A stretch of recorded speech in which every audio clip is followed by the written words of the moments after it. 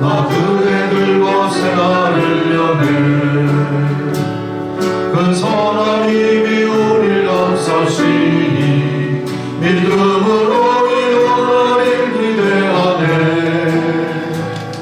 주 언제나 우리와 함께 계셔. 하루 또 하루가는 새로워. 지나간 어둠의 날들이 무겁게 영원히 들러도 오 주여 우리 외면치 마시고 약속의 구원을 이루소서. 그 선하님이 우리 감싸시니 믿음으로 일어나길 기대하네. 주 언제나 우리와 함께 계셔. 하루 또 하루가는 새로워. 주께서 밝히신 작은 촛불이 모두 밝지 못하오르네. 그 빛에 우리 모두 하나 되어 온 누리에 비추게 하소서. 그 선하님이 우릴 감싸시니 믿음으로 일어나길 기대하네. 주 언제나 우리와 함께 계셔. 하루 또 하루가는 새로워. 이 고요함이 깊이 번져갈 때 저 가슴 벅찬 노래 들리네. 다시 하나가 되게 이끄소서. 당신의 빛이 빛나는 이 밤. 그 선하님이 우리 감싸시니 믿음으로 일어나길 기대하네. 주 언제나 우리와 함께 계셔. 하루 또 하루가는 새로워.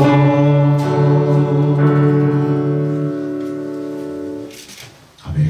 우리 다 함께 묵상기도 드리심으로 10월 17일 성령 강림 후 21번째 주일 예배 드리시겠습니다.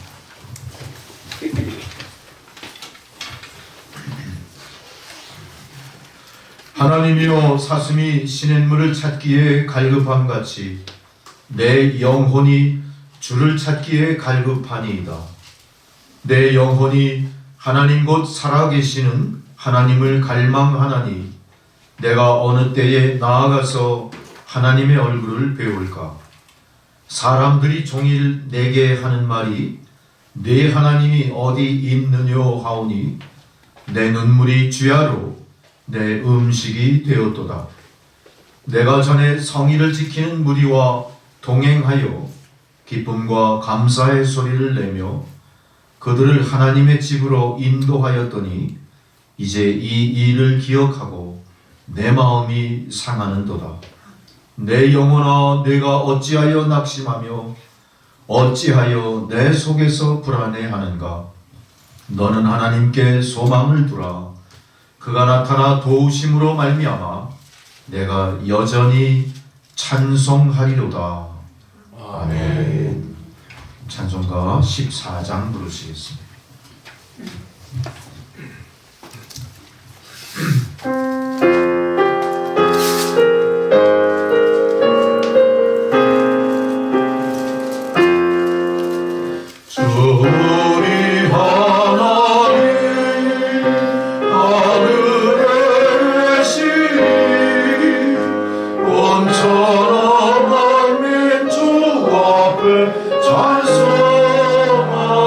찬송하네. 이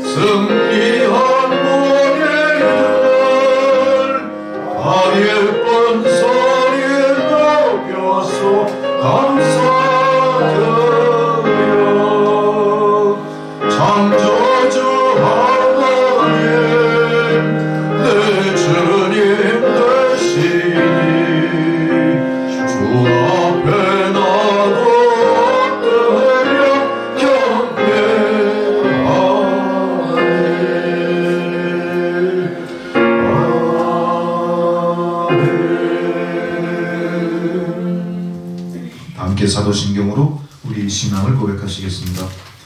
나는 전능하신 아버지 하나님 천지의 창조주를 믿습니다.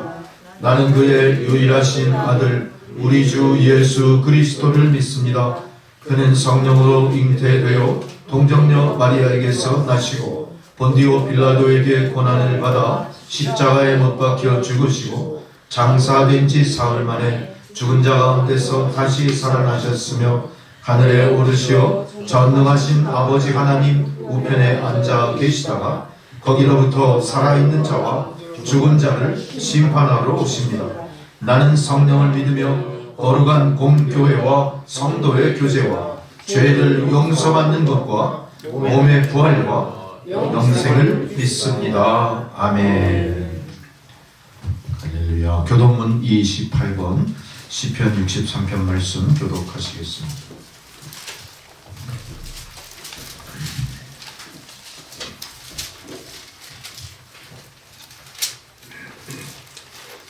교독문 28권 교독하십니다.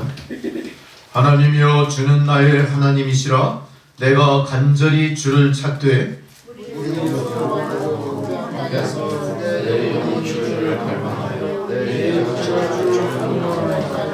내가 주의 권능과 영광을 보기 위하여 이와 같이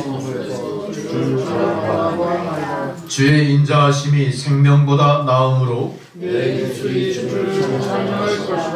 이러므로 나의 평생에 주를 송축하며 주의 이름으로 말미암아 나의 손을 들리리라. 골수와 값진 것을 먹음과 같이 나의 영혼이 만족할 것이라. 나의 입이 기쁜 입술로 주를 찬송하되 내가 나의 침상에서 주를 기억하며 주의 말씀을 잠에서 들어도 적절히 하오니 주는 나의 도움이 되셨습니다. 내가 주의 날개 그늘에서 즐겁게 부르리이다. 아멘. 주기도문 찬양 635장 함께 부르시겠습니다.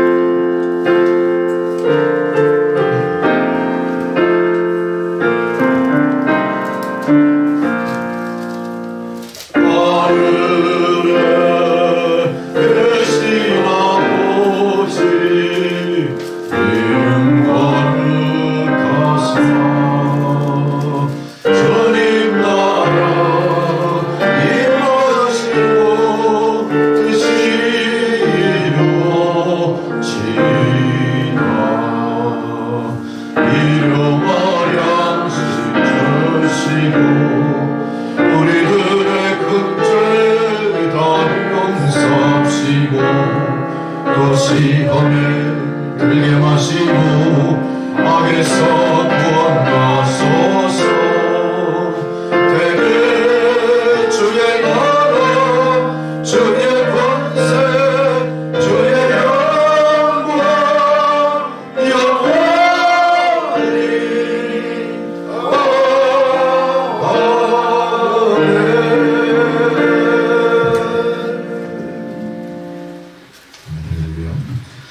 설교에 따른 성경 봉독입니다. 첫 번째 봉독 이사야서 53장 4절에서 12절까지 말씀입니다.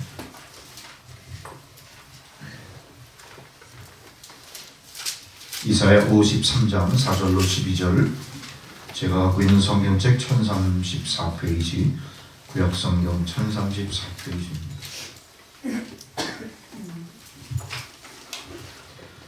그는 실로 우리의 질고를 지고 우리의 슬픔을 당하였거늘 우리는 생각하기를 그는 징벌을 받아 하나님께 맞으며 고난을 당한다 하였노라.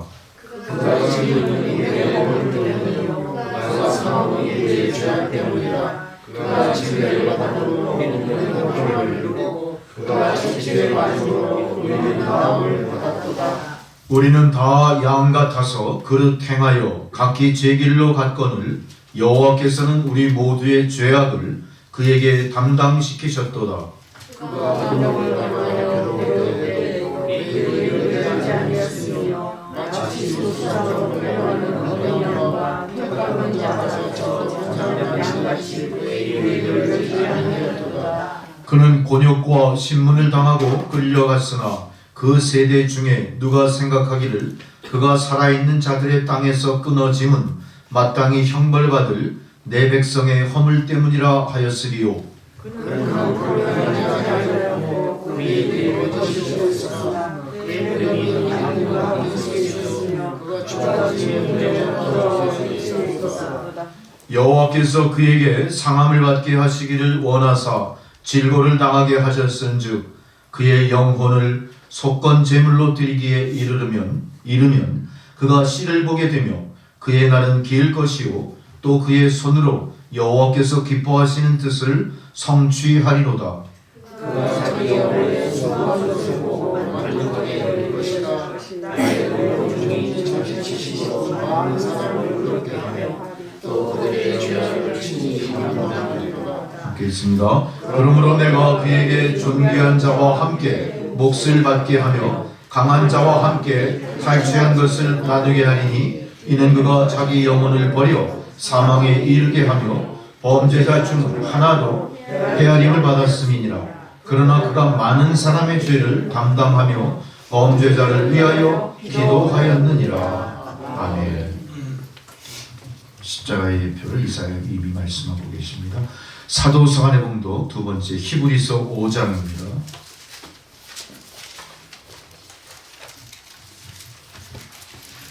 히브리서 5장 1절로 10절의 말씀, 신약성경 357페이지.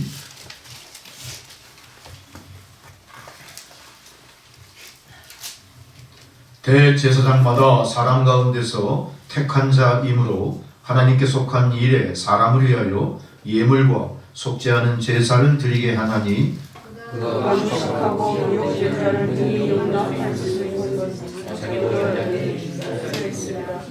그러므로 백성을 위하여 속죄제를 드림과 같이 또한 자신을 위하여도 드리는 것이 마땅하니라. 이 중에는 아무도 취하지 못하고 오직 하나님과 같이 하나님의 주님을 전하여 것이라.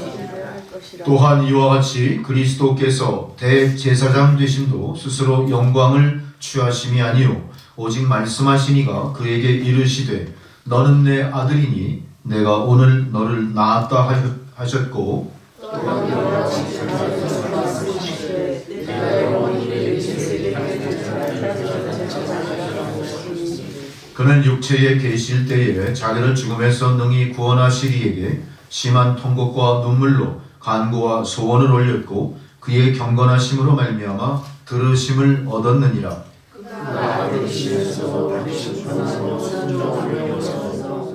온전하게 되셨은즉 자기에게 순종하는 모든 자에게 영원한 구원의 근원이 되시고 하나님께 멜기세덱의 반차를 따르는 대제사장이라 칭하심을 받으셨느니라. 아멘.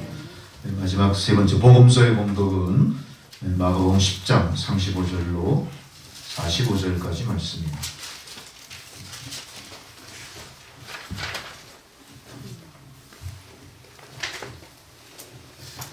세베대의 아들 야고보와 요한이 주께 나와 여짜오되 선생님이여 무엇이든지 우리가 구하는 바를 우리에게 하여 주시기를 원하옵나이다. 이르시되 너희에게 무엇을 하여 주기를 원하느냐. 여짜오되 주의 영광 중에서 우리를 하나는 주의 우편에 하나는 좌편에 앉게 하여 주옵소서. 예수께서 이르시되 너희는 너희가 원하는 것을 알지 못하는도다. 내가 마시는 잔을 너희가 마실 수 있으며 내가 받는 세례를 너희가 받을 수 있느냐. 그들이 말하되 할 수 있나이다. 예수께서 이르시되 너희는 내가 마시는 잔을 마시며 내가 받는 세례를 받으려니와 내 좌우편에 있는 것은 내가 설 것이 아니라 주를 위하여 준비되었으니 열 제자가 듣고 야고보와 요한에 대하여 화를 내거늘 예수께서 불러다가 이르시되 이방인의 친구들에게 그들이 이름을 주관하고 보고한 그들에게 은혜를 주는 자이다 너희가 알거니와. 너희 중에는 그렇지 않을지니 너희 중에 누구든지 크고자 하는 자는 너희를 섬기는 자가 되고 너희 중에 누구든지 이기고자 하는 자는 무엇하나 종이 되어야 함께 있습니다. 인자가 온 것은 섬김을 받으려 함이 아니라 도리어 섬기려 하고 자기 목숨을 많은 사람의 대속물로 주려 함이니라. 아멘. 찬송가 452장 부르시겠습니다.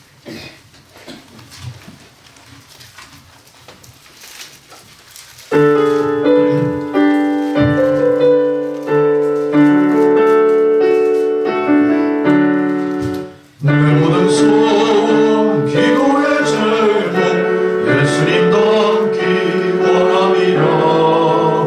예수님 영상 나있기 위해 세상을 보았기 전에 예수님 닮기 내가 원하네. 날 구원하신 예수님을 내 마음속에 지금 보고서 주님의 영상 인치소서. 무한한 사랑 풍성한 긍휼 슬픈 자 위로하시는 주. 길 잃은 죄인 돌아온 예수 그 형상 담게 하옵소서. 예수님 닮기 내가 원하네. 날 구원하신 예수님을 내 마음속에 지금 걸어서 주님의 영상 인치소서.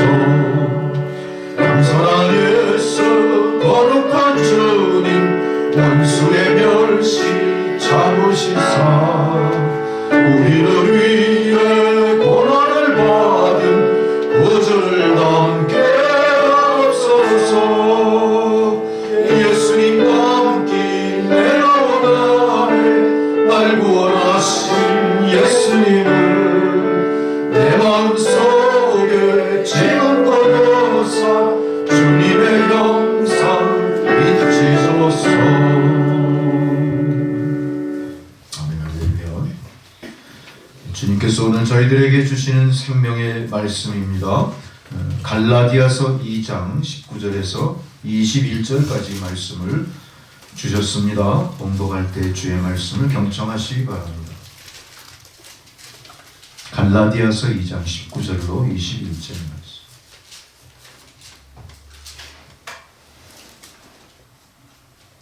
내가 율법으로 말미암아 율법에 대하여 죽었나니 이는 하나님에 대하여 살려 함이라. 내가 그리스도와 함께 십자가에 못 박혔나니 그런즉 이제는 내가 사는 것이 아니요 오직 내 안에 그리스도께서 사시는 것이라. 이제 내가 육체 가운데 사는 것은 나를 사랑하사 나를 위하여 자기 자신을 버리신 하나님의 아들을 믿는 믿음 안에서 사는 것이라. 내가 하나님의 은혜를 패하지 아니하노니 만일 의롭게 되는 것이 율법으로 말미암으면 그리스도께서 헛되이 죽으셨느니라. 아멘. 김정상 전도사님 나오셔서 기도해 주시겠습니다.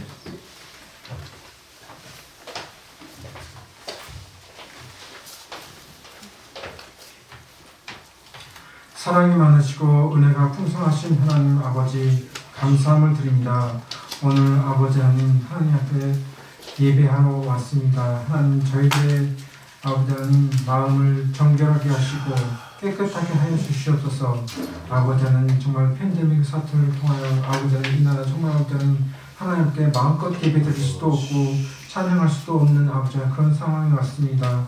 하나님 아버지 저희들의 믿음이 아버지 하나님 아버지 뒤로 후퇴하는 것이 아니라 오히려 전진할 수 있도록 하나님 저희 영적 선한 싸움을 싸워서 이길 수 있도록 주께서 함께해 주시옵소서. 아버지 하나님 정말 세상은 정말 어지럽고 또 아버지 난리와 소음의 정말 아버지의 연속입니다.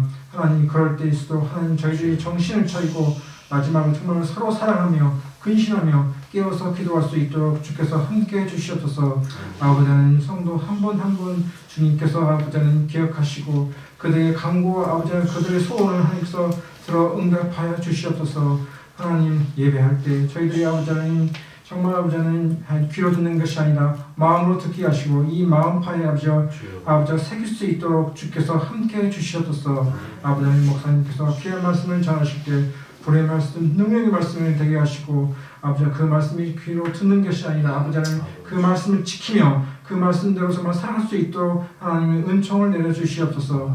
아버지 하나님께서 함께 해줄 줄 믿사오며 예수님의 이름으로 감사하며 기도하옵나이다. 아멘.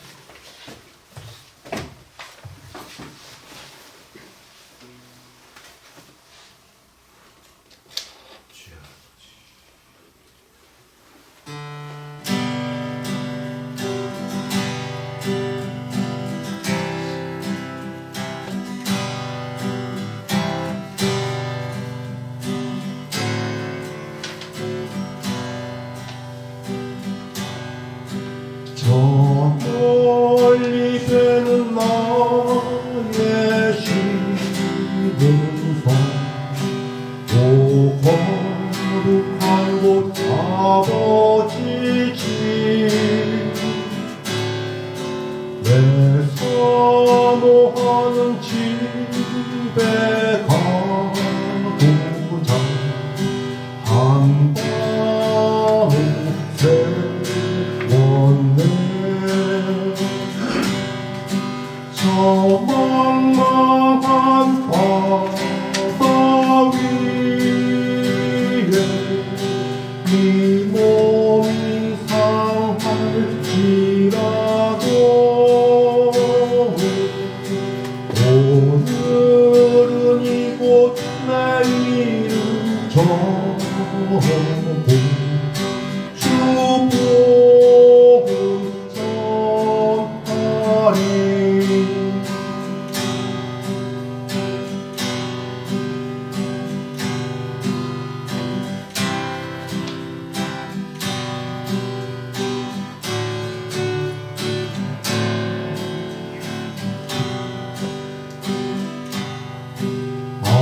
아득한 나의 갈길 가고 저 동산에서 편히 쉴 때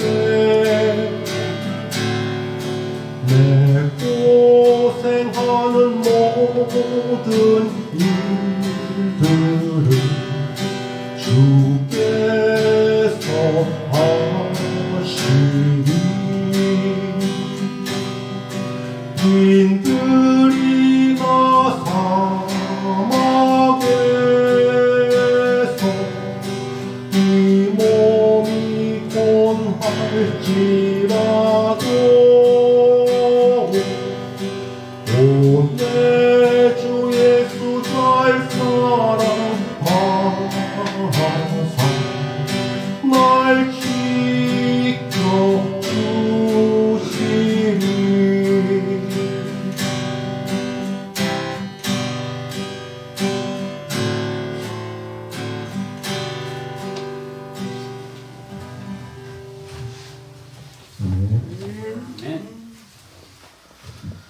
할렐루야. 여러분 60여 년 만에 기록적인 10월 한파라고 그래요. 한파 그러기엔 좀 어폐가 있지 않나 싶은데 어쨌든 우리가 참 몸으로 체감하기에도 갑작스러운 추운 날씨를 경험하게 됩니다. 근데 아마 이 날씨가 또 다시 원상 회복이 잠깐 될 것 같기도 하죠. 계속 이렇게 추워져서 겨울이 오진 않을 거예요. 왜냐하면 설악산 단풍이 이번 주가 피크라고 하는 걸 봤을 땐 아직도 그래도 단풍이 더 물들기 위해서 조금 더 가을 날씨가 유지가 돼야 될 것 같습니다. 그게 또 희망이죠. 근데 참 놀랍게도 우리가 희망하고 원하는 대로 세상은 돌아가지 않아요. 자연현상도 우리가 예측할 수 없어요. 그렇게 변화무쌍한 세상 속에 우리가 살고 있는 겁니다. 그런데 참 놀랍게도 우리 인생들은 다 아는 것처럼 행동해요. 내가 다 안다. 내가 다 감당할 수 있어. 이렇게 교만하게 행동하죠. 그래서 웬만해서는 예수를 믿는다고 하지만 저 사람이 정말 예수를 믿는 사람일까? 의구심이 들 정도로 말과 행실이 서로 안 맞는 사람 참 많죠. 저도 사실 그런 실수 많이 합니다. 그게 우리 인생들의 부족함일 거예요. 자, 우리가 이렇게 성도인연 하면서 신앙생활을 한다고 하지만 그 신앙생활의 노정에서 우리가 바라볼 수 있는 위대한 위인 한 사람이 있죠. 바로 성경에 등장하는 사도 바울입니다. 우리가 그래서 이 사도 바울의 신앙 고백을 통해서 무엇인가 우리의 이 신앙의 도에 있어서 큰 어드바이스, 아주 귀한 어떤 지침을 발견할 수도 있을 거예요. 근데 분명한 것은 그건 사도 바울의 말씀이 아니라 사도 바울을 통해 역사하신 하나님의 능력의 현현일 겁니다. 그것이 오늘 말씀을 통해 여러분과 함께 나누어지는 말씀이 되길 바랍니다. 이 말씀을 통했을 때 우리가 비로소 세상 사람들로부터도 그렇고 나 스스로도 나는 크리스찬이다 그렇게 자부할 수도 있을 거고요. 여러분이 가는 곳마다 여러분의 삶을 통해 그리스도의 향기, 또 그리스도의 빛, 그리스도의 능력, 그리스도의 편지가 전해지게 될 줄 믿습니다. 그럴 때 크리스찬들이 어떻게 되는 거예요? 세상을 뒤쫓아가는 게 아니라 앞장서 이끌어갈 수 있을 거예요. 아마 우리가 이렇게 계속 몇 년 동안 팬데믹의 고난 속에 이렇게 헤매고 있을 때 하나님은 아마 이런 모든 상황을 바라보시면서 우리들에게 하나님이 원하시는 게 있을 것 같아요. 자, 이건 제 생각입니다만 안타까운 눈으로 바라보고 계실 것 같아요. 과연 이렇게 세상이 복잡하고 힘든 지경에 빠졌을 때 하나님은 성도들을 향해 무엇을 기대하실까요? 정말로 이 혼란스러운 이 세상을 앞장서 밝은 빛으로 인도해내는 성도들의 역량을 기대하고 계실지 모르겠지만 실상은 어떻죠? 우리가 세상 눈치를 보고 앉아있어요. 이건 정말로 섭섭하고 참 탄식이 저절로 나오는 일이에요. 하나님 이 모습을 보시고 어떡할까요? 제 생각이에요. 굉장히 섭섭해 하실 겁니다. 우리는 하나님의 자녀라고 하는데 자녀된 도리를 제일 잘 감당할 수 있는 게 뭐죠? 부모의 기쁨이 되는 거 아니에요? 왜 그렇게 어려워요? 대답 못 하시냐? 금방 자녀의 도리가 뭐예요? 부모의 기쁨이 되는 거 아닙니까? 우리의 부모가 하나님이라면 우리가 어떻게 해야 돼요? 이럴 때 하나님의 기쁨이 돼야 되잖아요. 근데 하나님의 기쁨이 되기 위해서는 어떻게 해야 될까요? 참 쉽지 않죠? 왜냐하면 하나님이 이렇게 해야 내가 기뻐한다 그렇게 제시하신 게 우리에게 뚜렷하게 인식이 안 돼 있어요. 각자 또 다 달라요. 각자 어떤 믿음의 정도에 따라 그게 다 달라요. 모범답안이 없다는 얘기입니다. 그럼에도 불구하고 우리가 포기해서는 안 되는 게 뭐죠? 하나님은 우리를 1대1로 상대하신다. 우리의 구원은 누군가 전체적인 구원에 도매금으로 넘어가듯이 그렇게 휩쓸려 구원받은 존재가 아니라 한 사람 한 사람 다 어때요? 지명하여 부르심받고 그 사람의 목숨을 구원하기 위해서 예수님이 대신 피 흘려 주신 거예요. 예수님이 하나님 아니십니까? 우리가 어떤 존재라고요? 1대1로 한 사람 한 사람 하나님이 지명하여 부르시고 십자가 대속을 통해 구원하신 대상이라는 거예요. 그러니까 우리가 어떻게 해야 됩니까? 각자의 믿음과 각자의 믿음 안의 각성을 통해 하나님이 과연 뭐를 원하고 계실까를 어떻게 해야 돼요? 알기 위해서 노력하셔야 됩니다. 그 노력의 결과 어떤 것이 나타납니까? 여러분에게서는 주일 성수, 말씀을 깊이 상고하고 말씀대로 생활하고자 내가 노력하는 이 모든 것, 이게 다 하나님을 기쁘시게 하는 일일 거예요. 개인적으로 정도의 차이는 있습니다. 어떤 사람은 열심히 노력합니다. 열심히 헌신합니다. 또 어떤 사람은 어때요? 열심히 가르칩니다. 어떤 사람은 어떻죠? 열심히 복음을 전합니다. 어떤 사람은 어떻습니까? 예수 천당 불신 지옥 그러면서 복음의 현장에서 어떡하죠? 모든 수모를 물리치고 모든 조롱과 손가락질 감당하면서 어떻게 해요? 오직 예수, 죽으면 죽으리라, 그렇게 싸우고 하는 거예요. 이 모든 것들이 다 어우러져서 어떻게 되죠? 하나님이 바라보시면서 세상이 지금 이렇구나, 그렇게 감찰하고 계시리라 이거죠. 그 가운데서 오늘 우리는 이 사도 바울의 말씀과 신앙 고백을 통해서 나는 과연 하나님 앞에 어떤 존재고 내가 어떻게 하는 게 하나님이 기뻐하실 것인가를 스스로 각성하는 기회를 삼으시기 바랍니다. 그리고 그 길을 찾아서 가셔야 돼요. 이거는 누가 알려준다고 되는 일이 아니고요. 이거는 스스로의 신앙의 각성을 통해 내가 스스로 개척해 나가야 될 길인 겁니다. 그 과정 중에 목사님의 말씀과 내가 읽은 성경의 모든 구절들이 도움은 될 것입니다만 결정적인 건 뭡니까? 하나님과 나와의 1대1의 관계에서 내가 과연 하나님의 어떤 것에 감동하고 하나님은 나의 어떤 면을 인정하고 받아들이는지, 그런 어떤 관계의 형성을 통해서 무엇이 생겨요? 하나님이 기뻐하시는 나라는 존재가 생겨나는 것. 이게 성도의 완성입니다. 이것이 우리가 지향해야 될 하나님의 자녀된 그 백성들의 목표가 됩니다. 우리가 그걸 목표로 삼고 신앙생활을 하셔야 됩니다. 여러분 그렇게 신앙생활 하고 계십니까? 대답이 쉽지 않죠? 어떤 면에서는 아직 그런 경지에 도달하지 않았기 때문에 친구 따라 강남 가는 식으로 그냥 어찌어찌 쫓아와서 이 자리에 앉아 있을 수도 있을 거예요. 그러나 그 모든 것들이 하나님 바라보시기에는 예사로운 게 아닙니다. 아무나 이 자리에 나와 앉아 있을 수 없어요. 우리가 이 자리에 오기까지는 분명히 하나님의 지명하여 부르신 콜링이 있었기 때문에 이 자리에 온 거예요. 그렇다면 하나님께서 우리를 부르셨는데 우리는 아무 반응도 하지 않고 그냥 꾸어다 놓은 보리자루처럼 앉아있다 나가야 되겠습니까? 어떻게 하셔야 돼요? 여기에 임재하시고 선포하시고 성령으로 역사하시는 모든 거에 내가 어떻게 해야 되죠? 반응을 보여야 됩니다. 그 반응을 보이는 방법이 뭡니까? 기도와 찬양, 말씀에 귀 기울이며 감동으로 화답하는 모든 행위들이에요. 그런 우리가 정말로 하나님의 부르심에 제대로 응하며 정말로 그분의 자녀로서 그분의 관심 속에 있다면 우리는 어떻게 하셔야 되겠습니까? 우리의 신앙의 행위가 적극적이 되셔야 돼요. 여기 와서 딴 생각하지 마십시오. 적극적으로 이곳에 임재하신 하나님 만나셔야 돼요.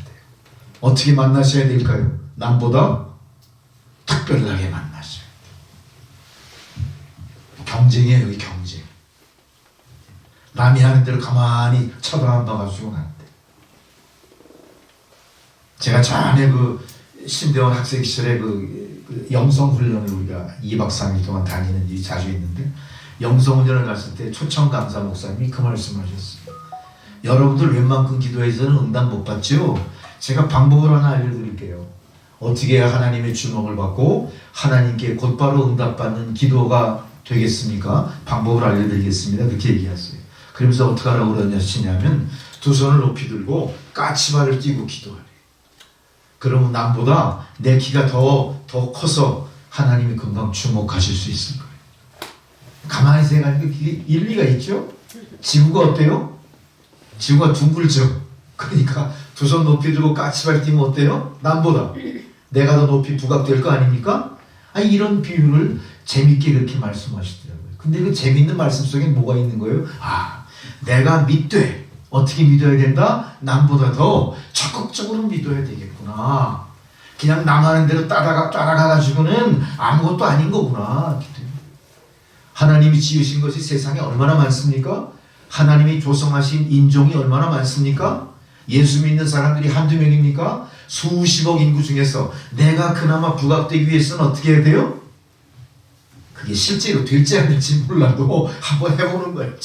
하나님 도와주세요 하고 두 손 높이 들고 까치발을 뛰면서 그것도 모자라 어떻게 해야 됩니까? 동동동동 뛰어야 되는 거예요. 그래야 그나마 하나님이 주목할까 말까요? 그럼 오늘 본문에 나오는 사도 바울도 그렇게 하셨을까요? 사도 바울은 그렇게 하지 않으셨어요. 오늘 어떻게 하셨어요? 사도 바울은 본문을 가만히 보니까 죽었어요. 내가 죽었어요. 주님과 함께 십자가에 죽었다 이렇게 보낼게요. 여러분 십자가는 형틀이신 거 알죠? 십자가를 지고 가는 건 뭐예요? 곧 내가 죽었다. 내가 죽었다. 근데 이 십자가 형틀은 뭡니까? 세상 법률이 정한 죄의 대가예요. 그러니까 내가 죽고 싶어도 십자가에 죽을 수 있습니까? 없습니까? 절대 없어요. 죄 지어야 죽어요. 죄도 웬만큼 지어서는 안 돼요. 법률책에 기록되어 있는 형량을 다 채워야 내가 어떻게 돼요? 거기에 부합돼야 십자가를 지는 거예요. 그러니까 십자가의 죽음도 어떻죠? 그게 특별한 겁니다. 아무나 죽는 게 아니에요. 근데 오늘 사도 바울이 뭐라 그래요? 내가 십자가에 죽었다. 그럼 우리도 사도 바울처럼 십자가에 죽으면 사도 바울만큼 그 신앙의 성숙이 이루어질까요? 하나님 인정을 받을 수 있을까요? 그 방법이 무언가를 오늘 우리가 찾아보게끔 말씀하고 계신 거예요. 저는 여기서 이 말씀에 주목합니다. 내가 십자가에 죽었다는 건 뭘 의미합니까? 내가 죽었다는 것은 세상 법률의 영향을 받았다는 거예요. 세상 법률이 선고하고 사형 언도를 내리고 그 사형이 집행되는 과정 속에 내가 십자가에 죽는 겁니다. 근데 오늘 사도 바울은 그러한 죄를 진 게 아니라 자기 스스로 뭐라고 그래요? 내가 십자가에 죽었다. 그렇게 죽을 수 있을까요? 죽을 수 없는 겁니다. 그러나 그 사도 바울이 고백하는 게 뭘까? 내가 예수와 함께 주님과 함께 죽었다 이렇게 얘기해요. 주님과 함께 죽으면 가능한 거예요. 왜 그렇습니까? 예수께서 죽으신 그 죄에 대해서 내가 공범이라고 자인하면 되는 거예요. 근데 예수님의 죽음은 어떤 죄예요? 세상을 요란케 한 죄고 유대인들에게 미움받은 죄고 율법에 대해서 죽은 거 아닙니까? 율법 아래 돌아가신 거예요. 근데 놀랍게도 주님은 율법 아래 돌아가시고 나서 3일 만에 다시 살아나셨죠? 오늘 사도 바울이 바라보는 십자가의 죽음은 뭡니까? 예수처럼 예수와 함께 율법 아래 죽고 3일 만에 부활하여 이제 예수님이 없는 세상이지만 예수님의 보혜사 성령과 함께 세상에 살아남는 것, 이것이 사도 바울의 신앙의 목표였고 자기가 주님 앞에 원할 수 있는 가장 큰 염원이었던 것. 우리가 이것을 쫓아가야 되고 이것을 받아들여야 될 줄 믿습니다. 자, 보십시오. 내가 죽었다는 의미는 뭐죠? 내가 그동안 향유하던 모든 세상 권한을 내가 포기했다. 이거는 달리 얘기하면 주님과 함께 죽었기 때문에 내가 주님의 죄목을 그대로 인정하고 받아들이고 뒤집어 쓰고 나도 주님처럼 행위하고 주님처럼 사상을 같이 하고 주님처럼 세상에 대하여 존재하리라, 이런 각성이 있었던 거. 자, 이건 어떻게 생각하면, 우리가 짧은 생각으로 이해한다면 나의 자아가, 나의 이성적인 판단이 그걸 받아들인 것 같지만 오늘 사도 바울은 주님과 함께라는 마음을 강조함으로 말미암아 자기가 그런 마음을 먹을 수 있었던 것도 전적으로 하나님의 은혜였다. 성령의 감동이 아니면 이렇게 될 수 없었다는 걸 얘기해요. 이걸 우리가 어떻게 추론할 수 있겠습니까? 추론을 통해 현실로 돌아가 볼 수 있죠. 본래 바울은 이름이 뭐였죠? 사울이었습니다. 사울은 유대 열심당원으로 율법주의자였습니다. 그러나 다메섹 도상에서 어떤 일이 벌어지죠? 하늘의 음성을 듣고 빛의 눈이 멀어버리죠. 자기가 직접 보혜사 성령을 체험한 거예요. 보혜사 성령의 실체는 뭡니까? 하나님이신 겁니다. 그리고 성육신하신 예수 그리스도이신 겁니다. 바로 그 성령의 실체를 보고 체험한 사도 바울은 뭐라고 해요? 내가 예수 그리스도와 함께 십자가에 못 박혀 죽었다, 이렇게 선언할 수 있었던 거예요. 자, 이후로부터의 삶은 어떻습니까? 내가 육신으로 죽고 영으로 다시 살아난 자처럼 이제 나의 생활은 어때요? 주인이 바뀐 자의 삶이에요. 그동안은 내가 자아중심으로 살았어요. 나의 이성대로 판단하고 행동했어요. 그러나 이제는 뭐예요? 내가 죽고 다시 사는 과정 속에 나를 이끄시는 새로운 주인 예수 그리스도의 사상, 예수 그리스도의 능력, 예수 그리스도의 약속대로 내가 살리라, 이걸 고백하신 겁니다. 이거는 변할 수 없는 그리스도인의 신조예요. 이거는 변할 수 없는 그리스도인의 표상이 되어야 되는데도 불구하고 그것은 많이 퇴색되고 윤색되고 각색되고 희미해졌죠. 지금 우리가 그런 모습으로 성도의 길을 가고 있는 겁니다. 하나님은 그러한 우리의 모습을 보고 안타까워하시면서 우리가 아무 능력도 발휘하지 못하고 팬데믹 세상에서 헤매는 모습을 보고 이 말씀을 통해 다시 일어나라 라고 명령하십니다. 근데 일어날 수 있는 방법이 뭐예요? 천군천사의 힘을 의지하는 게 아니라 뭐예요? 내가 죽고 그리스도가 사는 길로 돌아오라, 이렇게 얘기합니다. 저는 말씀을 준비하면서 어떤 다른 목사님의 설교에서 기가 막힌 제목을 하나 뽑아냈습니다. 신앙인의 정권교체라는 그런 제목의 설교를 읽게 됐습니다. 신앙인의 정권교체. 이제 우리나라도 얼마 안 있으면 정권교체 눈앞에 있어요. 일본은 이미 수상이 바뀌었어요. 미국도 바이든 대통령이 또 나타났어요. 그죠? 주인이 바뀌었어요. 주인이 바뀌면 제일 먼저 뭔 일이 일어나는지 아세요? 정권이 교체되면 뭔 일이 일어날까요? 새로운 일거리, 새로운 일꾼들이 이 일을 갖게 돼요. 자, 미국을 한 예로 보니까 미국 같은 경우에는 1000개 정도의 새로운 일이 생기고 그 일을 감당할 사람들이 청문회를 거쳐서 청문을 통과해 그 일을 감당하게 되는 거예요. 몇 개? 1000개. 미국은 큰 나라니까 1000명. 이거 청문회 다 하려고 엄청 오래 걸릴 것 같아요, 느낌에. 우리나라는 1000개는 안 되겠지만 우리나라도 어때요? 정권이 바뀌면 수많은 사람들이 청문회를 거쳐요. 이 주인을 받겠다는 건 그래서 뭘 의미합니까? 새로운 거에 대한 기대도 있지만 불안한 것도 존재해요. 왜냐하면 기득권을 갖고 있던 사람들은 그걸 내려놔야 되거든요. 대신 가슴 벅차게 기대하는 사람은 뭐예요? 아, 내가 그만큼 이 정권, 새로운 정권에 헌신했으니까 나에게도 뭐 아주 굉장한 일이 보장이 되겠지. 이 가슴 벅찬 기대가 있을 겁니다만 그게 뭐 그렇다고 100% 되진 않을 거예요. 또 청문회를 잘 거쳐야 그게 되는 거 아닙니까? 이렇게 주인이 바뀐다는 건 뭐예요? 기대 반, 우려 반의 상황이 조성이 돼요. 마찬가지입니다. 내가 그리스도와 함께 십자가에 죽었다면 우리의 삶도 어때요? 기대 반, 우려 반이. 기대는 어떤 기대일까요? 하나님을 기쁘시게 해서 축복받을 기대일 거예요. 우려는 뭘까요? 그동안 내가 향유하던 익숙한 거에서 이별해야 돼. 내가 강제로 버려야 될 것도 있을 거예요. 뺏기는 것도 있을 거예요. 포기하는 것도 있을 거예요. 여러분 다 그런 과정을 거쳐 여기 오신 겁니다. 우린 잘 모르죠?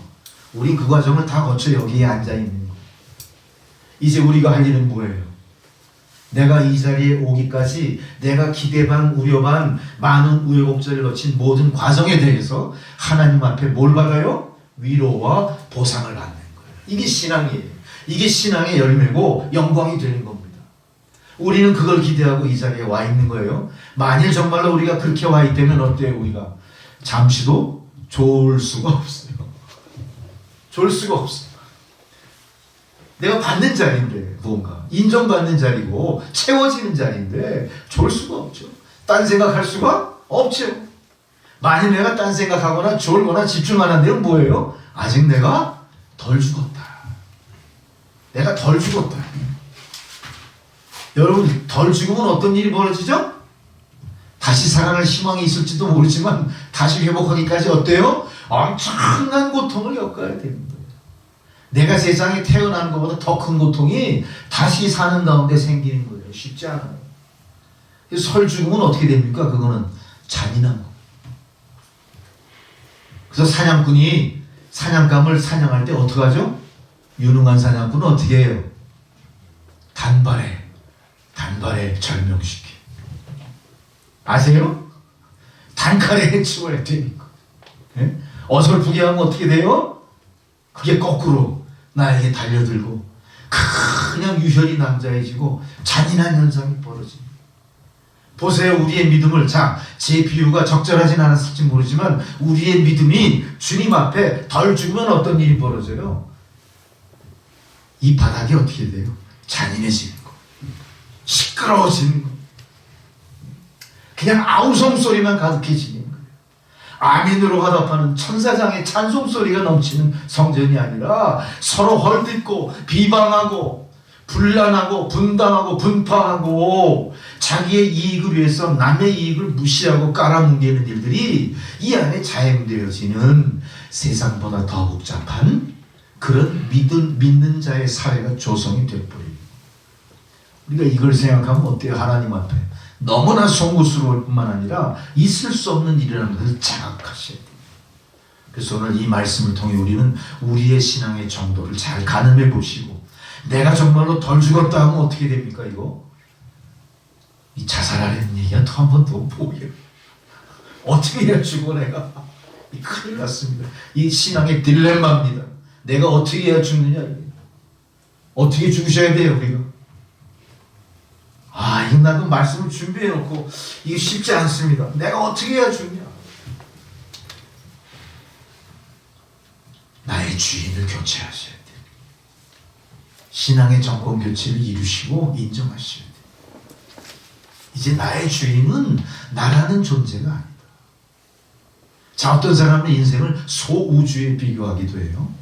인간의 모든 생리 현상이 얼마나 복잡하고 얼마나 심오한지 과학이 아직 그걸 알 수가 없습니다. 우주 전체의 깊이와 넓이를 모르는 것과 똑같아요. 생성의 원천 근원이 뭔지도 잘 몰라요. 인간도 마찬가지. 그런 인간의 주체가 바로 자기 자신이라고 생각한다면 나 스스로는 얼마나 대단한 존재입니까? 내가 얼마나 대단한 존재예요. 내가 우주인데 이 우주의 주인이 누구예요? 이 소우주 자신의 주인이 나예요. 나. 이거 계속 살아있으면 어떻게 됩니까? 주님이 들어오실 자리가 없는 거예요. 자리가.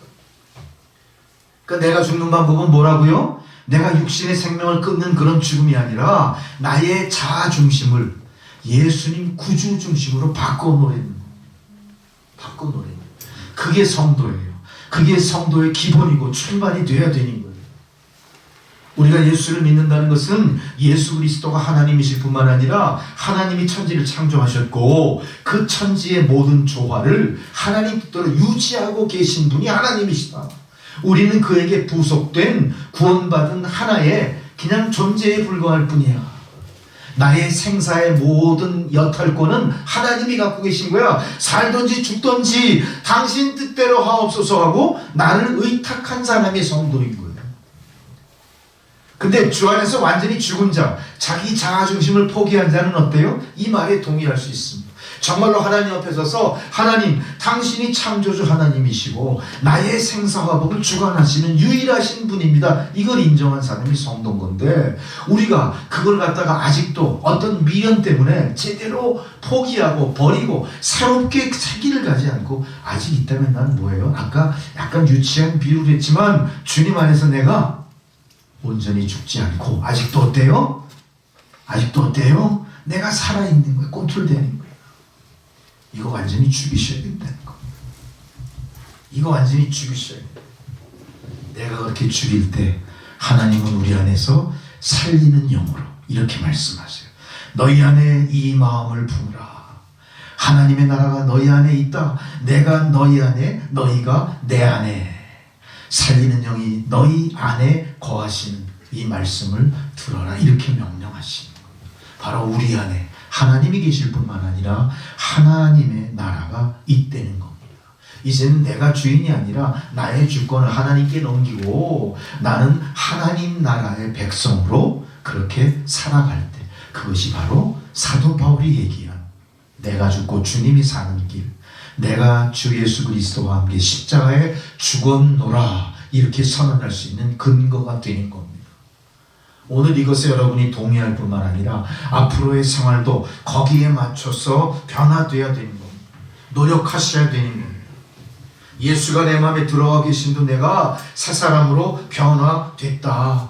이제는 내가 세상 빛이 아니라 하나님의 참 빛을 받아 그렇게 하나님의 나라를 위하여 살게 됐다.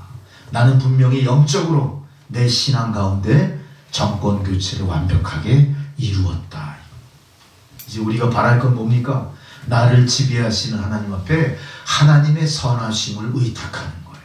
우리가 날마다 뭘 구해야 돼요? 주여 나는 당신의 백성이오니 당신 뜻대로 나를 인도하옵소서. 당신의 선한 뜻을 내 삶 속에 펼쳐보여 주시옵소서. 이거를 어떻게 해야 돼요? 진심으로 간구하는 여러분이 되셔야 돼요.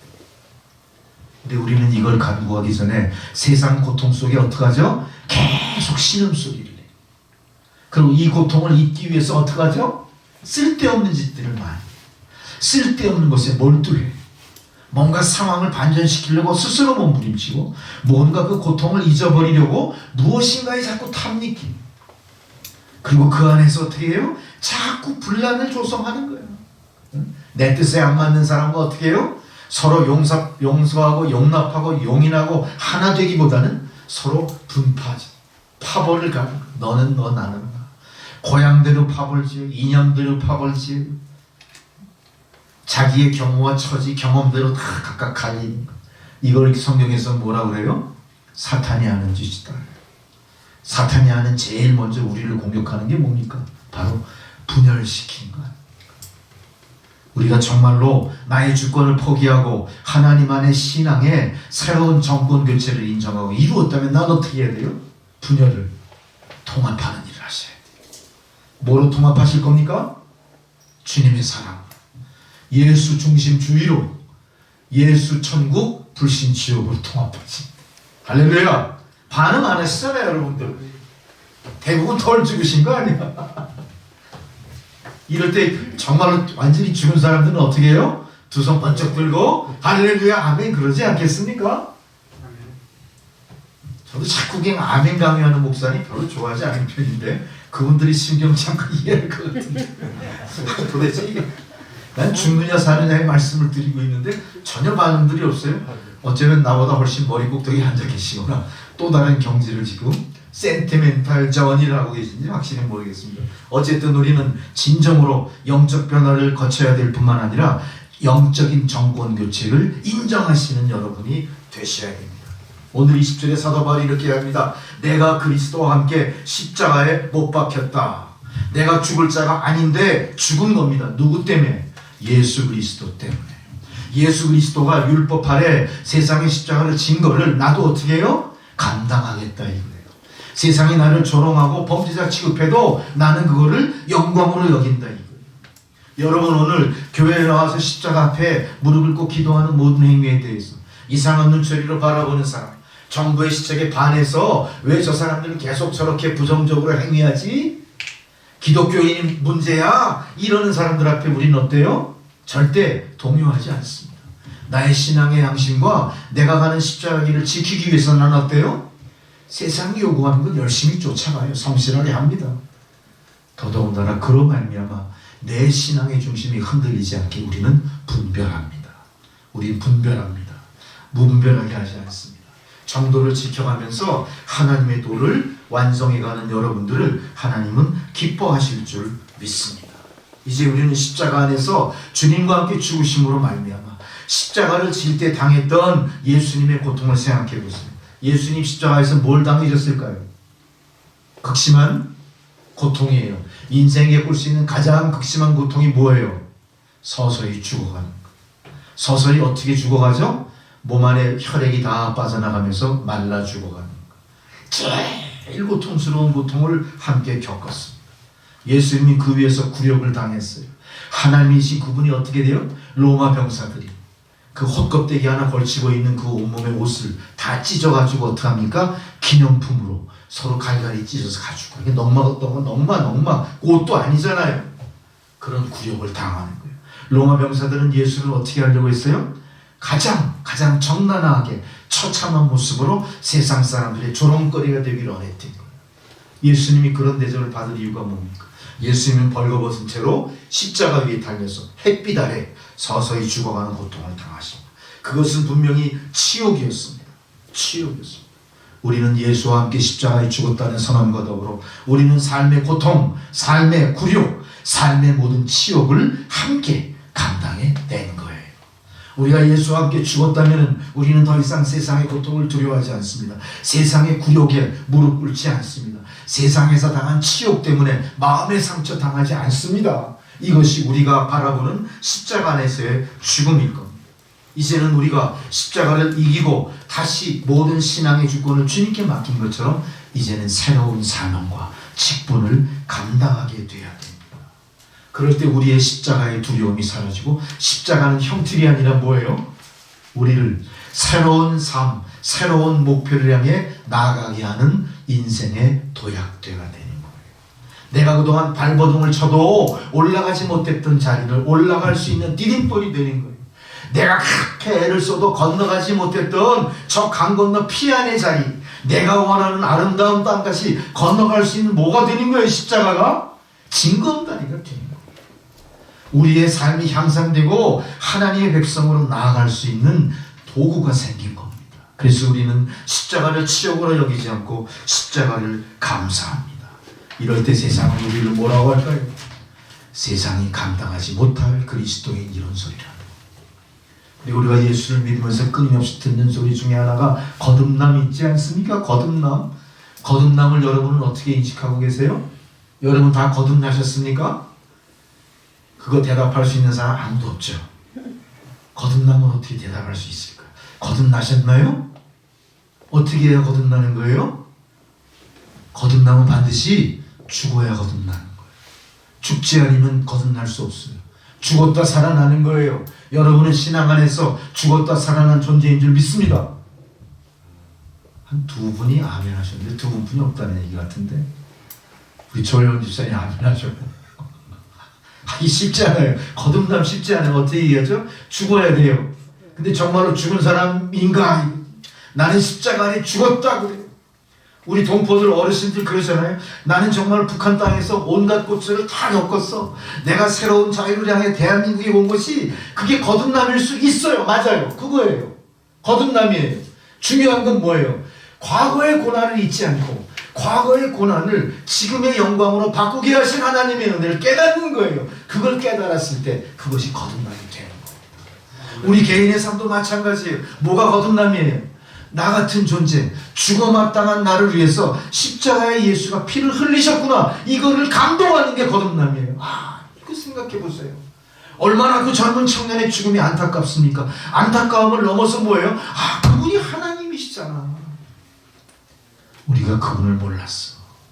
그분이 내 옆에 3년 동안을 나와 동고동락했는데도 나는 나의 이기심으로 그분을 쫓았을 뿐 그분이 하나님이신 것을 몰랐어. 그러나 이제 알겠다 주여, 이게 거듭남이에요. 나는 영으로 죽었다 다시 살아난 겁니다. 그 길을 조성해 주시고 인정하신 게 누구예요? 그게 바로 하나님의 은총인 겁니다. 은총. 내가 잘나서 만들어진 거 아니고 내가 잘해서 상급으로 받은 게 아니라 하나님이 일방적으로 나를 향해 인자와 자비의 손길로 열어주신 은혜의 길, 그 길을 가는 게 은총인 거예요. 바로 이 길을 가는 여러분이 십자가에서 다시 죽었다 살아나신 겁니다. 이것을 우리가 깨닫기까지 어때요? 각자 평생 걸리는 사람도 있어요. 평생 걸리는, 수십 년 걸리는 사람도 있어요. 또 어떤 분은 어떻죠? 우연히 목사님 말씀 앞에 깨져서 깨달아요. 예수가 바로 그런 분이시구나.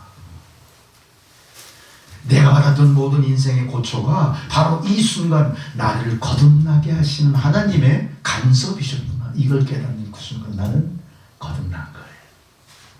이제는 내가 죽고 내 안에 주님이 살기 시작하는 거예요. 이제 우리는 율법에서 죽고 복음으로 다시 살아나신 겁니다. 예수님은 율법으로 죽었지만 복음으로 다시 살아났던 것처럼 우리는 이제 율법에 얽매여 있는 자들이 아니라 율법을 완성시키고 더 나아가 복음으로 미래의 아름다운 영생을 보장받은 축복받은 존재가 된 거예요. 자, 이제 우리가 이런 삶을 산다면 예전에 연연했던 것을 어떨까요? 과감하게 초월할 수가 있어요. 버릴 수도 있어요. 포기할 수도 있어요. 어때요? 세상이 이제는 내 위에 있는 게 아니라 내 아래에 있는 거예요. 이제는 내가 세상을 분별하고 세상을 어때요? 세상의 끊임없는 공격과 조롱과 손가락질을 어때요? 아무것도 아니게 무시하면서 유유히 나갈 수 있는 겁니다. 어디를 향해 나가십니까? 시온의 대로를 향해 나가시는 겁니다. 이미 주님은 우리를 위해 죄값을 피 흘려 다 갚아주셨습니다. 이제 우리는 과거에 나의 어두웠던 기억들, 어두웠던 과거의 흔적들을 예수님 보혈로 다 뒤덮어버리고 새로 거듭난 사람들이, 오늘 이 말씀을 통해 이 시점이 여러분이 살고 죽는 그 시점이 되기를 소망합니다. 이제 이후로부터는 우리의 삶은 하나님이 간섭하시고 주권 갖고 움직이시는 하나님의 백성, 하나님의 나라를 살아가는 성도가 되는 겁니다. 할렐루야. 그러나 안타깝게도 어떤 교회 교인으로 마치는 사람도 많죠. 우리는 그런 믿음을 가져서는 안 됩니다. 세상의 모든 교회가 하나님의 교회. 두 번째로, 내 안에 거하는 이가 예수임을 분명히 아셔야 돼요. 자, 그렇다면 내가 이렇게 거듭났다고 했는데 과연 누가 나를 이렇게 거듭나게 했는가? 어떤 위대한 한 사람인가? 나를 감동시키는 그 사람의 삶의 흔적이나 자취가 나를 감동시켜서 내가 이렇게 변화됐느냐가 아니가 뭐예요? 내 안에 누가 있느냐가 중요해요. 이제는 내가 사는 것이 아니요 오직 내 안에 그리스도께서 사시는 것이다. 이런 각성이 우리 안에 확실하게 있어야 되는 거예요. 누구를 위해 산다고요? 누가 산다고요? 내 안에? 내가 사는 게 아니라 예수가 사신다. 예수가 사신다. 이제는 내가 그리스도 안에 거합니다. 이제는 내가 생각하고 판단하는 모든 것들이 나의 생각과 판단이 아니라 주님이 원하시는 것들입니다. 그러니 나는 나의 행위와 나의 말과 언행심사에 있어서 항상 어때요? 조심할 뿐만 아니라 주님이 말씀하시는 것 같이 하고, 주님이 행동하시는 것 같이 하고, 주님이 경고하시는 것 같이 듣고, 주님이 이끄시는 대로 순종하는 삶을 사셔야 돼요. 이렇게 100% 살 수는 없을지라도 우리는 가야 될 길이 어떤 길인가를 분명히 아셔야 된다는 겁니다. 그래서 내가 주님이 행하시는 것처럼 행하지 못했다면 어떻게 하셔야 돼요? 주님이 행하시는 것처럼 나의 삶이 자꾸 바뀌어가야 돼요. 남을 조롱하지 않습니다. 헐뜯지 않습니다. 남에게 해를 끼치지 않습니다. 그들을 오히려 위로합니다. 그들의 고난을 함께 나누어 지고 갑니다. 그게 작은 예수의 삶이 아니겠습니까? 우리는 남의 경위를 보고 비웃거나 손가락질하지 않습니다. 그들의 처지에 내가 역지사지 한번 들어가 보는 거예요. 저들이 가난하면 가난한 대로 그들의 애환을 나누는 거예요. 예수님이 그렇게 하시지 않았습니까? 우리가 그렇게 살아갈 때 내 안에 그리스도께서 사시는 겁니다. 그것이 안 된다 하더라도, 그것이 도저히 내 삶에 이룰 수 없는 목표일지도 몰라도 내가 노력하는 과정 속에 무슨 일이 벌어질까요? 사울이 바울 된 것처럼 보혜사 성령의 도우심이 오시는 겁니다. 보혜사 성령의 도우심이 내 안에 임하시면 어떤 일이 벌어지죠? 사울이 바울 되는 일이 벌어집니다. 아브라함이 아브라함이 되는 일이 벌어집니다. 사례가 사라가 되는 신비한 일이 벌어지는 거예요. 할렐루야. 우리가 왜 그걸 갖다가 지난 믿음의 선진들의 일로만 국한시킵니까? 내가 주인공이 돼서 내가 이루어버리라 하는 도전이 지금 이 순간 여러분 가운데 있으셔야 돼요. 내가 그동안 극복하지 못하고 탐닉했던 모든 것 이제는 끊고 내가 거룩한 성도의 삶을 살리라. 이런 발버둥, 이 시도, 이게 하나님 기뻐하시는 겁니다.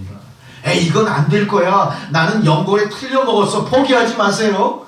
내가 노력하고 해도 안 되는 것 같을 때 하나님 어떻게 하실까요? 할 수 있는 힘을 그때 주시는 거예요. 그 때와 장소 우리 알지 못해요. 내 인생에 어떤 시점에 그런 일이 일어날지 알지 못해요. 그러나 반드시 일어납니다. 이런 삶이 바로 내가 죽고 주님이 내 안에 사는 여러분들의 삶이 될 줄로 믿습니다. 이제는 여러분 덜 죽은 상태로 있지 마시고, 덜 죽은 상태로 퍼덕대지 마시고, 완벽하게 성령 안에 죽어서 그냥 하나님이 그걸 갖다가 뭐 국을 끓여 잡수든 뭘 하든 하나님 뜻대로 다 맡기세요. 할렐루야. 나의 생각은 다 없어지는 거예요. 그게 성숙한 믿음의 사람, 정말로 축복받고 하나님께서 큰 일을 맡기시고 하나님께서 권능줄 성도의 모습인 줄 믿습니다. 그래서 우리는 이제 우리 안에 누구를 채워야 할까요? 세상의 욕심, 세상이 바라보는 가치관, 그걸로 채울 게 아니라 바로 하나님의 가치관, 하나님이 원하시는 것, 하나님이 기뻐하실 것을 매일 채워나가시는 여러분 되시기 바랍니다. 세상이 요구하는 건요, 우리를 망하게 할 뿐이에요. 잠시 만족은 줄지 모르지만 우리를 완벽하게 구원해내고 거듭나게 하지는 못한다는 겁니다. 이런 재밌는 비유가 있어요. 우리가 길거리 가다 보면 add air 그런 게 있어요. add air 뭐죠? 바람을 막 전동기로 불어넣으면 이렇게 일어나서 막 춤추죠. add air, advertising 무슨 뭐 그런 add air, 공기를 불어넣어서 그 바람 푹 빠지면 어떻게 되죠? 이놈이 쭉 쳐져. 그럼 사람들이 그걸 보고 뭐라 그래요? 저게 add air인지 무슨 뭐 어디 뭐 오픈하는 뭐 그런 광고인지 전혀 몰라요. 지금 우리가 어떤 모습이에요? 세상이 전혀 모르는 거예요. 공기가 푹 빠져 있어. 우리가 세상 사람이 딱 보기 어깨 멀리서 봐도 아 저거 예수쟁이다 아셔야 됩니다. 우리가 처음 먼발치로 와도 벌써 우리가 향기에 사람들이 어떻게 해야 돼요? 코를 킁킁거리며 달려와야 돼. 그럼 인생이 복잡해지고 귀찮아지나? 그래도 해야 돼. 우리가 언제부턴가 어떻게 돼요? 바람바지 풍선처럼 날아오르지도 못하고 세상 사람들 앞에 저게 예수 믿는 사람인지 저게 교회인지 뭔지 전혀 존재가 이상해. 우리 이거 회복하셔야 됩니다. 뭘로 회복하실 겁니까? 내 안에 그리스도를 채움으로. 내가 죽고 그리스도가 사는 모습으로 변화되시는 여러분이 되셔야 될 줄 믿습니다. 이제 주님께서는 그러한 사람들을 향하여 팬데믹 사태 이후의 세상을 앞에서 이끌어가게 하실 줄 믿습니다. 이게 우리의 소망이 되고 이게 우리의 기쁨이 되고 이게 교회의 목표가 돼야 돼요. 할렐루야. 이제 정부 시책이 오늘 아침 뉴스를 보니까 국무총리가 나와서 그랬어요. 다음 달 초부터는 팬데믹과 함께 가는 그런 방역 지침을 지금 우리가 시행하려고 합니다. 그랬어요. 아마 할 것 같아요. 이제는 뭡니까? 우리가 모이는 거, 비대면 비접촉, 무슨 거리두기는 그게 쉽게 포기할 수는 없겠지만 어쨌든 모든 게 완화되는 추세를 가고 이제는 치료약이 나오는데 먹는 치료약이 나오면 어떤 일이 벌어지죠? 열이 오르면 아스피린 먹고 회복하듯이 감기약 먹고 툴툴 털고 일어나듯이 코로나19도 어때요? 우리가 그렇게 함께 가는 겁니다. 가다가 보면 어떻게 되죠? 지금 우리가 우두 접종 안 하잖아요. 우두가 그 뭔 얘기더라? 이게 천연두. 그거 요새 안 맞죠? 그 식으로 코로나19도 사라지고 또 새로운 코로나 21이 나올 수도 있잖아요. 그러니까 우리가 여기서 충분히 뭐를 해야 돼요? 캐리어를 쌓는 전적을 쌓고 충분히 대비해서 앞으로 닥칠 고난을 맞서 싸워 이기고 하나님을 향해 시온의 대로를 우리가 열어나가야 돼요. 다음에 이런 상황 속에서 우리는 뒤로 밀려나서는 안 돼요. 앞장서서 어떻게 해야 돼요? 13세기 유럽을 휩쓸던 그 패스트의 그 고난을 기독교인들이 이겨냈던 것처럼 우리도 어떻게 해야 됩니까? 앞으로 닥칠 세상의 고난을 앞장서서 이겨냄으로 말미암아 다시 오실 예수님을 예비하시는 여러분이 되셔야 되죠. 그렇게 되셔야 됩니다. 여러분, 우리의 환경은 계속 변합니다. 그러나 우리에게도 변할 게 있고 변화되지 않을 게 분명히 있을 거예요. 잘 분별하십시오. 세상의 변화 추세에 맞춰서 변하는 것들이 있지만 변하지 말아야 될 내 안에 계신 그리스도, 주님이 살고 내가 죽는 이 믿음의 신조, 이거는 끝까지 붙들고 그리스도의 좋은 병사로 모든 선한 싸움에 앞장서 승리하시는 여러분이 되시기 바랍니다. 자, 오늘 말씀을 마무리하면서 우리는 이 말씀의 대부분의 그 내용들이 바로 내가 주체라는 걸 아셨죠? 우리는 항상 어떤 존재예요? 지명하여 부르심받고 구원받은 나예요. 내가 변하면 어떻게 되는 거예요? 세상이 변할 수 있는 겁니다. 세상이 변하기를 기다리실 게 아니라 나부터 변하시면 돼요. 내가 변하면 어떤 일이 벌어져요? 교회가 변하는 겁니다. 교회가 먼저 변할 거 기다리시지 말고 내가 성도로서 먼저 변하고 믿음을 회복함으로 인하여 내가 이 교회의 주체가 되셔야 돼요. 내가 변함으로 우리의 가족, 자식들이 변하고 자식들이 구원받는 역사가 나타나게 만드셔야 돼요. 여러분, 오늘 주님 앞에 우리가 약속합니다. 내가 주님을 모시는 사람처럼 앞으로 살아가겠노라. 주님처럼 말씀하십시오. 주님처럼 행동하십시오. 주님처럼 기쁨을 주십시오. 주님처럼 인내하십시오. 주님처럼 겸손하십시오.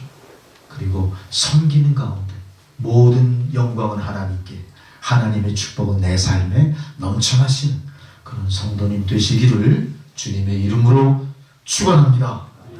기도하시겠습니다. 하나님, 내가 죽고 주님이 사시는 귀한 생명의 말씀을 사도 바울을 통해 깨우치게 하시니 감사합니다.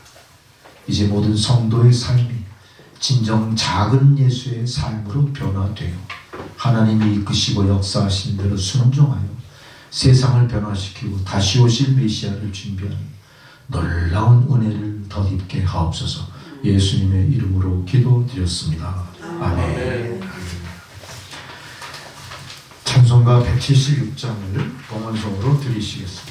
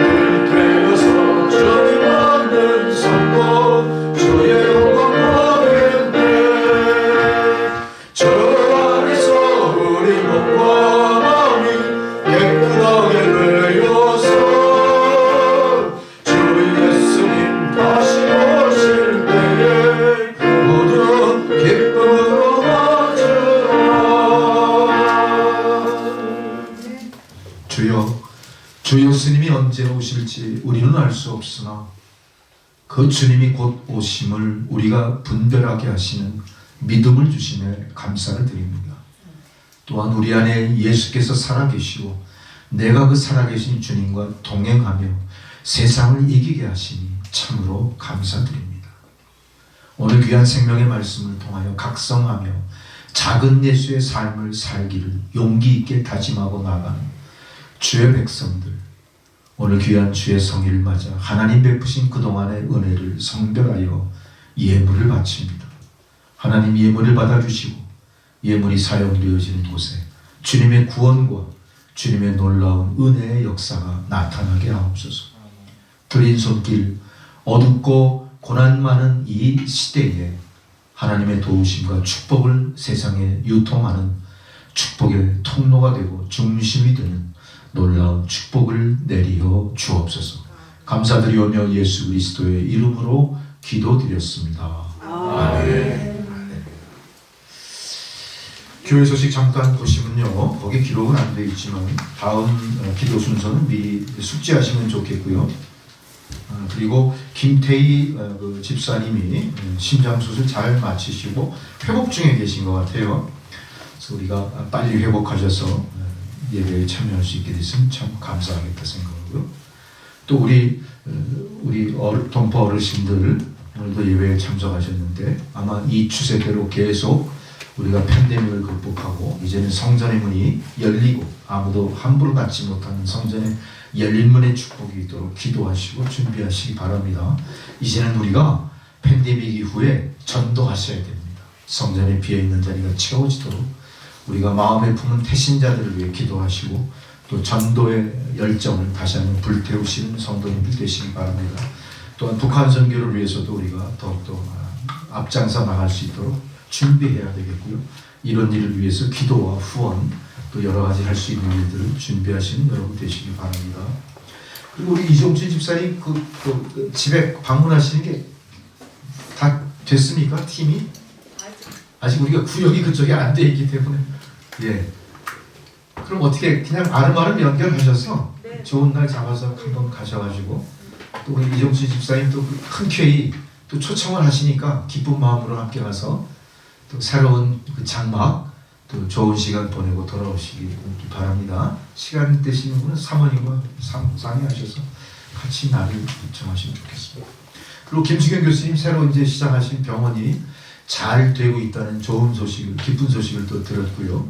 또 우리가 병원도 한번 방문해서 병원 새롭게 시작한 일을 위해서 또 예배드리고 또 하나님 축복을 또 구하는 그런 시간 또 갖기 바랍니다. 아마 그 김수경 성도님께서 정하신 날짜에 같이 갈 수 있는 기회가 있겠습니다. 네. 자, 여러분 감사합니다. 이제 겨울이 닥치죠. 겨울 또 잘 준비하시고 좋은 시간들 잘 보내시기 바랍니다. 건강 유의하십시오. 이제 축도로서 예배 마치겠습니다.